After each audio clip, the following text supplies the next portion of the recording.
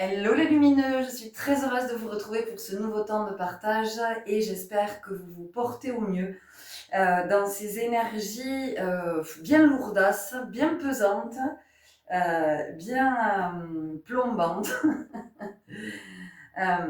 et avec tout ce que vous êtes peut-être en train de vivre sur le plan individuel.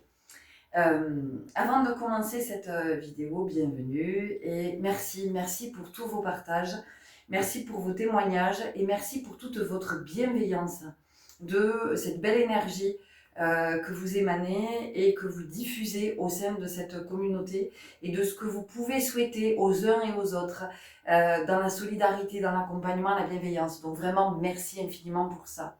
Pour les commentaires moins bienveillants, alors ceux qui portent des énergies bien basses, ceux-là je les supprime. Il y en a très peu, hein, mais bon. Il y en a quelques-uns, je les laisse parce que j'estime que l'énergie ne me dérange pas. J'entends ce qui est dit. Ça me permet, moi, de regarder où j'en suis. Et je vous laisse à cet endroit où vous vous trouvez sur votre chemin. Voilà, ça c'est votre histoire, c'est pas la mienne. Je vais essayer de faire une vidéo plus courte, hein, puisque pour la dernière vidéo, quelqu'un a mis trop de blabla. Et ce trop de blabla m'a fait sourire, d'ailleurs j'ai répondu par un emoji qui souriait. Oui, ça m'a fait sourire parce que en fait, c'est pour moi un exercice complexe que d'arriver à synthétiser dans l'expression. Donc, merci pour cette observation de trop de blabla. Et ce que j'ai trouvé super intéressant, c'est ce que ça me renvoyait aussi. Je me suis dit, tiens, mais ok, donc moi j'entends trop de blabla, donc je vais essayer de synthétiser, puisque c'est quelque chose que j'essaie de faire depuis un moment, en tout cas, à quoi j'aspire, faire des vidéos moins longues. Et je me suis dit, tiens, mais qu'est-ce qui fait qu'une personne ait besoin de laisser ce commentaire? Qu'est-ce qui la pousse à dire qu'il y a trop de blabla? Voilà. Et c'est venu m'interroger à cet endroit. Et je me suis dit, tiens, est-ce que c'est une personne qui parle beaucoup? Est-ce que c'est une personne qui est aussi beaucoup dans le blabla? Et c'est ce que je lui ai renvoyé. Ou est-ce que c'est une personne qui ne s'autorise pas à parler? Est-ce que c'est une personne qu'on n'écoute pas quand elle parle?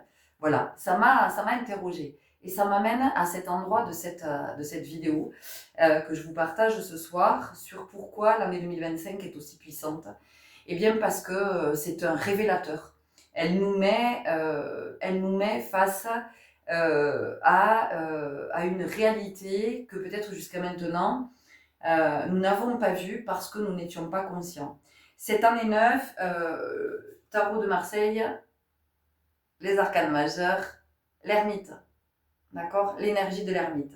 Donc ça veut dire que cette année 9 est une année d'introspection, une année de révélation, une année de prise de conscience, une année où on fait des allers-retours de la matière à l'esprit, de la matière à l'esprit, de la matière à l'esprit.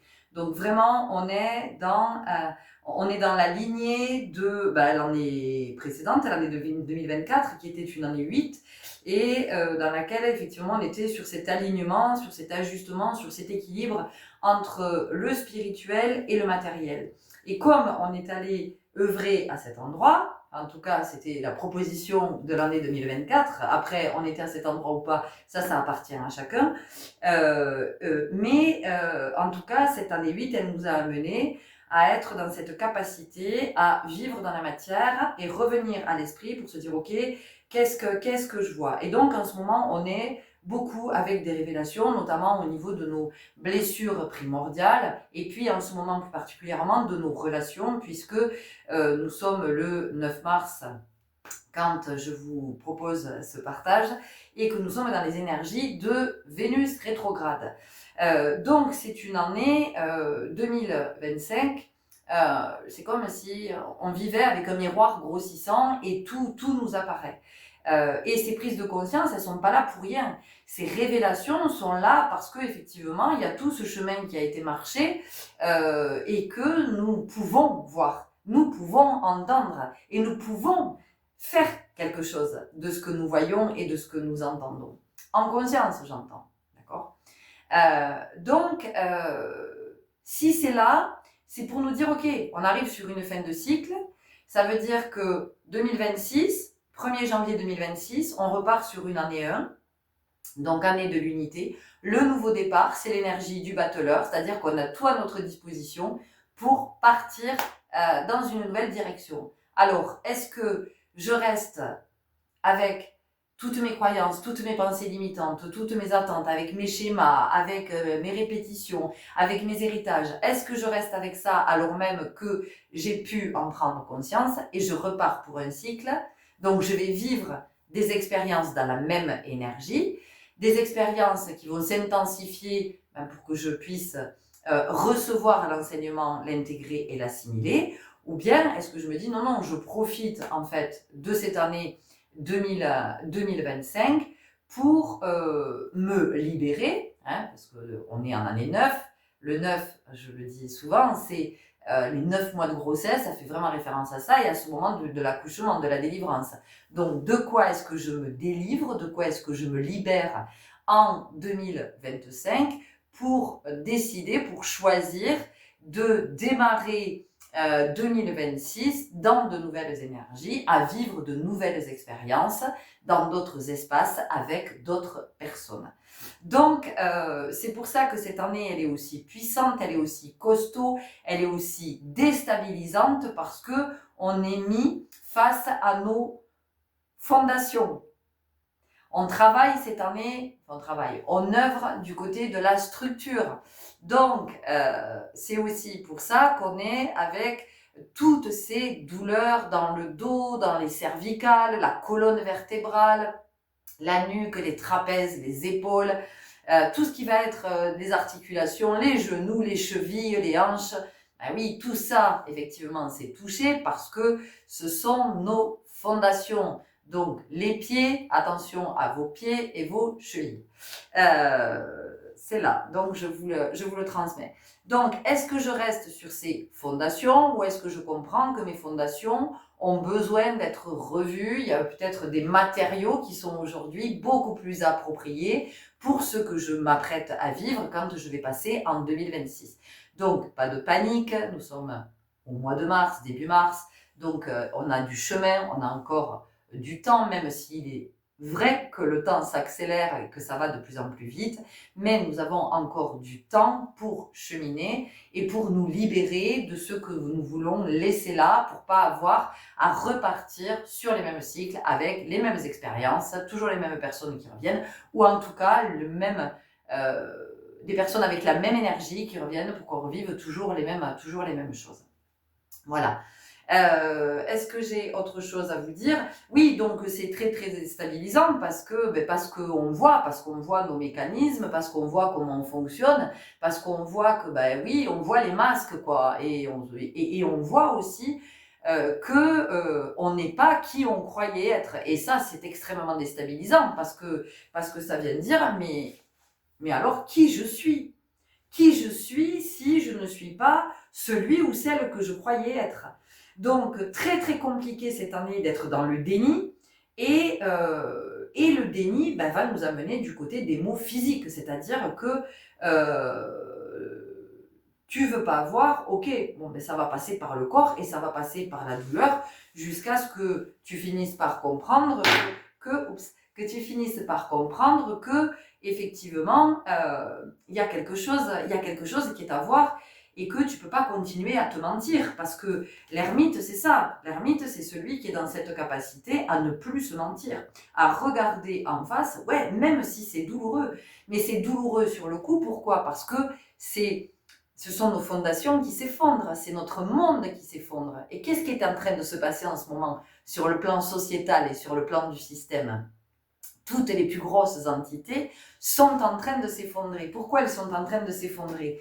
Parce que ça n'est pas divin, parce que ça n'est pas le principe créateur, parce que tout ce qui a été mis en place jusqu'à maintenant a été mis en place par quelque chose qui vient des égos, qui vient de tout ce qui est blessé, de tout ce qui a besoin d'être rassuré, et de tout ce qui n'est pas l'esprit, tout ce qui n'est pas conscience. Donc ce système qui a tenu pendant toutes ces années, aujourd'hui, ça n'est plus aligné, donc ça devient obsolète, ça devient archaïque et c'est en train de s'effondrer. Et vous pouvez faire tout ce que vous voulez pour essayer de sauver les meubles, pour colmater, ça ne fonctionnera pas parce que ça n'est plus aligné avec les énergies qui sont à l'œuvre sur le plan cosmique et ce renouveau énergétique vers lequel nous sommes poussés. Donc, déstabilisation, fin de mon monde, fin de qui je croyais être, oh mon Dieu, mais alors qui je suis Et là j'ai être ou ne pas être, that is the question. Ça aussi, être ou ne pas être, voilà. C'est une interrogation qui peut venir perturber. Est-ce que je continue à me raconter que je suis celui-ci ou celle-là, sachant que toutes les expériences que je vis sont en train de me montrer le contraire? Est-ce que je m'accroche à ça et je souffre? Ou est-ce que j'accepte de lâcher? Alors oui, c'est souffrant, oui, c'est douloureux parce que ça amène du côté de l'inconnu et ça vient réveiller toutes nos anxiétés, ça vient nos instabilités et toutes nos peurs. Et c'est une belle occasion que de regarder à cet endroit. Alors oui, c'est éprouvant, oui, c'est très fatigant parce que en fait, alors vous, je sais pas, moi je suis à l'œuvre constamment. C'est tous les jours, tous les jours, tous les jours, il y a quelque chose de nouveau. Tous les jours, il y a un nouveau truc qui apparaît. Et tous les jours, je me dis, allez, ok, parce que j'ai vraiment envie de me libérer. C'est fatigant, c'est épuisant. Du coup, au niveau du sommeil, c'est très très compliqué parce qu'il y a cette énergie qui est là, qui invite à épurer constamment. Et que, ouais, moi, je vous cache pas que j'ai envie de démarrer 2026 en ayant épuré le plus de choses, en ayant libéré le plus de choses pour qu'effectivement, je puisse démarrer avec ce nouveau tour de roue qui va commencer, que je puisse démarrer vraiment dans la nouveauté et dans une transformation énergétique, dans quelque chose qui va m'amener vers de nouvelles expériences parce que ça va, là. J'en ai marre de revivre toujours les mêmes choses. Parce que je me rends compte que moins on est conscient, mais plus on prolonge les cycles, plus on les renouvelle. Donc on vit toujours les mêmes trucs. Moi, il y a des trucs, ça fait au moins 3 cycles que je les vis. 3 fois 9, 27 ans.